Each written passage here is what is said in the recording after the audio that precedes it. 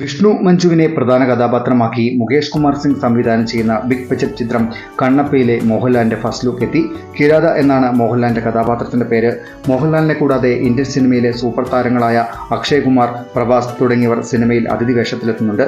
ശിവനായി അക്ഷയ് കുമാർ ചിത്രത്തിലെത്തുന്നു. 100 കോടി ബഡ്ജറ്റിൽ ഒരുങ്ങുന്ന ചിത്രം ഒരു യഥാർത്ഥ സംഭവകഥയെ അടിസ്ഥാനമാക്കിയാണ് ഒരുങ്ങുന്നത്. കണ്ണപ്പ എന്ന ശിവഭക്തന്റെ കഥയാണ് ചിത്രം പറയുന്നത്.